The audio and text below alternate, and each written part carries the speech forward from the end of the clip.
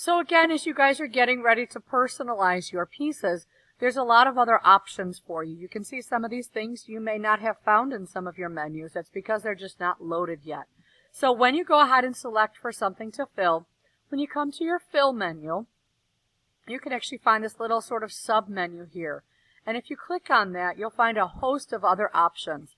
And in here, we're going to look at Open Swatch Library and look at all these possibilities.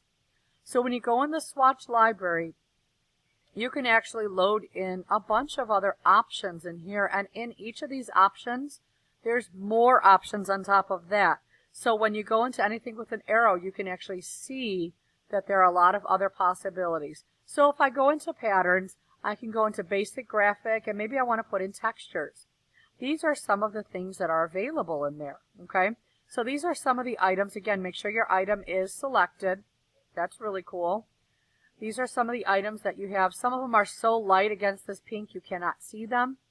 But again, you've got a host of other options here. Okay, that I'm going to go ahead and get rid of for now. The other thing I wanted to show you is as you come into where we were looking at some of these really cool outer strokes for some of the things that you guys are using for that brush style, same thing goes. Look at this one. Hopefully you can see. Let me get out of here. Do you see the hand? Oh, there it is. There's this sort of hand pointing around in the circle. Again, go to basic. Go ahead and click right on that little blowout menu. Go to your brush library, and you have a bunch of other options in here. Here's some kind of banners and seals. You can see right there, if I wanted to, I can, change that over. Oh, sorry, I was on the wrong thing. Don't forget, make sure you're selecting the path you need. You could change that over to something else, which may work really well. It may not, okay? Notice one last thing, changing the weight will drastically change what this piece looks like. So you do want to make sure that you look at the weight of the stroke so that you can make sure that you have something that looks like what you're intrigued and what you're interested in putting. So again, those are some ways for you to find some other options for other fills and other stroke outlines and brush styles for that. I think that's pretty much about it, with the exception of, let me get in here. I'm going to show you a really quick gradient. As you guys get into that gradient, you'll have a gradient toolbar right over here. If you don't forget, always come over to here and you will find all of the styles and things that you need. Here's your gradient.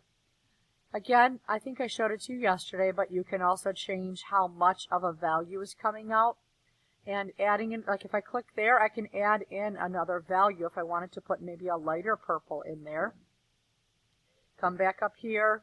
I could blend that a little bit more. I could utilize these to help it. Maybe I want a little bit more white, etc.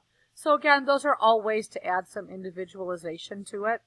As we look at the piece as a whole, you can see I added the thicker handle. I showed you how to subtract from selection. I also want to urge you to think about putting in some other details. Experiment with other designs. I want you to think about putting in a background color. Think about adding maybe an antenna with some idea of some little curvy lines. Think about adding the idea of noise or changing out some of your controls on there to make it something that's more personal to you. So really go to town with it. I really want you to try out and really flex those muscles when you come to Illustrator, being that it's a new program. I think you guys have really taken off with it. So just make sure you keep yourselves moving. Do a great job, and we'll start looking at these pieces very soon.